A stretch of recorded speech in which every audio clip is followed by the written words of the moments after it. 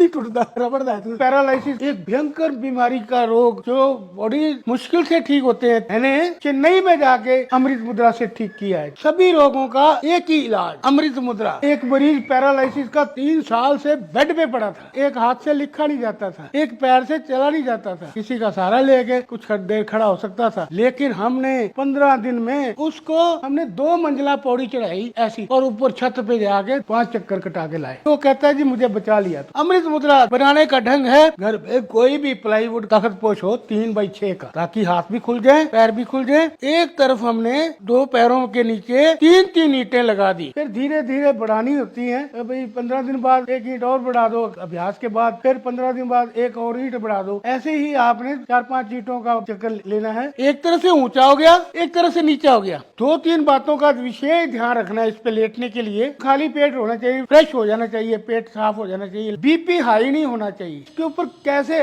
रोग के मुताबिक कैसे लेटना है, क्या करना है, आपने शव आसन में लेटना है। दोनों अंगूठे मिला के देखो, इसमें 1.5 फुट का फासला होना चाहिए। हाथ शरीर से 6 इंच की दूरी पे, मुट्ठी आधी बंद आधी खुली, गर्दन सीधी, आंखें बंद। ध्यान करना है, आती जाती सांस को देखना है। जो आदमी 3 साल से बीमार पड़ा था उसको हमने 15 दिन ध्यान कराया, ध्यान से उसको ऊर्जा मिलने लग गई और वो जल्दी ठीक होने लग गया। जीभ को तालू से लगाना है। ये अमृत मुद्रा क्यों बनी? क्योंकि हमारे भीतर एक अमृत कुंड पड़ा है। जब हम तालू में लगाते हैं जीभ को तो वहाँ से अमृत कुंड से रस टपकने लगता है। रस का ये अमृत कुंड ऐसे पड़ा है, और जब हम अमृत मुद्रा पे लेटते हैं तो उसका मुख नीचे की तरफ हो जाता है। वो जीभ के ऊपर बूंद बूंद रस टपकता है। रस जो है वो हमारे अंदर ही है, वही इन रोगों को ठीक करता है। इसमें नाड़ी शोधन प्राणायाम कर सकते हैं। नाड़ी शोधन प्राणायाम सर्वांग प्राणायाम। अब बाई नासिका से सांस को लंबा सांस खींचेंगे, फिर 2 उंगलियां रख के बंद कर लेंगे, फिर दाई नासिका से धीरे धीरे छोड़ेंगे। फिर हमने दाई नासिका से सांस को ले लिया, 3 सेकंड में सांस को भरना है, 3 सेकंड सांस को रोकना है और 3 सेकंड में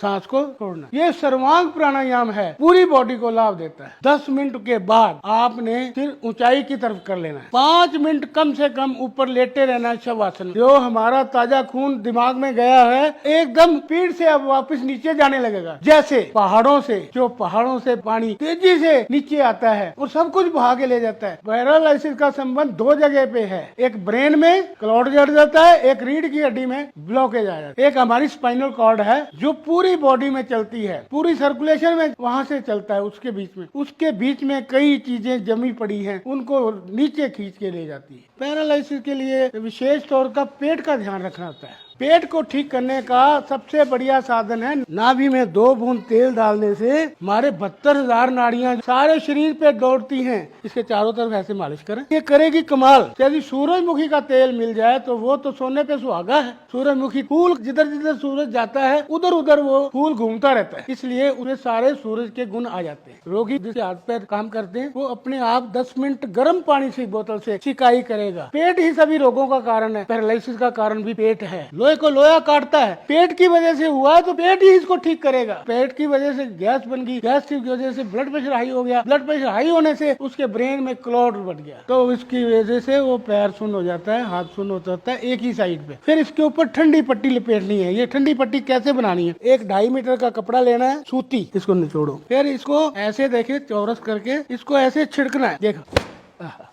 जैसे कपड़ा सुखाते हैं, ठंडा हो जाती है जब इसको ऐसे छिड़कते हैं और ठंडी हो जाती है। इसको मैंने ऐसे लपेट लिया, आधा नाभि से नीचे आधा कपड़ा नाभि से ऊपर, इसको थोड़ा टाइट लपेटना है। ये ठंडी पट्टी गजब करेगी। किडनी में डायलिसिस पे आ गया है, डायलिसिस रुक जाएगी। ऐसे इसको टाइट करके लपेटना है, फिर इसको ऐसे कहीं सा देना है। आधा घंटा इसके ऊपर गर्म कपड़ा डाल लो, स्वेटर डाल लो, ठंडा नीचे गर्म ऊपर, 20 मिनट लेटा रहे शवासन में। इसमें पूरा ध्यान नाभि भी होना चाहिए, तो नाभि के रोग सारे ठीक हो जाएंगे, पेट के रोग सारे ठीक। ये पट्टी खोल देनी है, 20 मिनट बाद ये गर्म हो जाती है, सारी पेट की गैसें बाहर खींच लाती है। अंदर की गर्मी बाहर खींचनी हो तो ठंडी पट्टी लपेट करें, या हम मिट्टी पट्टी लगाते, मिट्टी पट्टी लगाओ या ठंडी पट्टी लगाओ, विधि एक ही है। चाहे मिट्टी पट्टी लगा दोगे वो भी यही काम करेगी। मिट्टी होनी चाहिए कुम्हार की, जिससे घड़ा बनता है, या 2 फुट नीचे की, जमीन के नीचे की, क्योंकि कंकर रोड़ा पत्थर नहीं होना चाहिए उसके अंदर, पेट में होनी चाहिए मिट्टी। उसके ऊपर कपड़ा डाल दो, वो भी गर्म हो जाए। पैरालिसिस के लिए कुछ आसन कर सकते हैं। जो पैर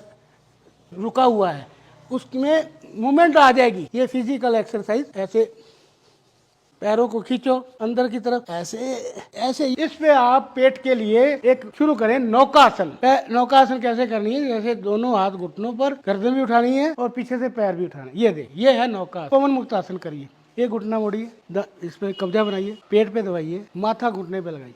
चलो दूसरे पैर पे करिए। अब दोनों घुटने मोड़ लो, पहले पेट पे दबाओ, फिर सांस भरो, सांस छोड़ के माथा लगाओ। ये है पवन मुक्तासन। 5 मिनट हमने उधर लटा दिया, फिर हम दोनों पैर इधर करके बिठा दिया। अब अपने बेड पे जाके लेट सकते। पैरालिसिस के मरीज को 15 दिन में हमें 15-15 मिनट, अभी ये मैंने 10 मिनट का रखा टाइम, फिर 5 दिन बाद 15 मिनट का रखेंगे, फिर 5 दिन बाद 20 मिनट का रखेंगे। नीचे ऊपर तो 5 मिनट रखना है, लेकिन 15 दिन बाद में हमने एक यूनिट बढ़ा दी। पैरालिसिस को मरीजों को इम्यून सिस्टम बढ़ाने के लिए देना चाहिए। जैसे ब्रोकली है, डाइजेस्टिव सिस्टम के लिए भी ठीक है। ब्रोकली का सूप आप पिला सकते हैं, उसको बहुत लाभ देगा। दूसरा है मशरूम की सब्जी, मोरिंगा, सुहाना बोलते हैं, सहजना, उसकी फलियां का अचार भी बनता है, उसकी फलियों की सब्जी भी बनती है। एंटीऑक्सीडेंट, एंटी विटामिन, सब विटामिन उसमें है। रोग प्रतिरोधक शक्ति बढ़ा देती है। पेठा कद्दू की सब्जी बना के दो, वो भी अच्छी है। कमल कट्टा, जो भें बोलते हैं, कमल के नीचे वो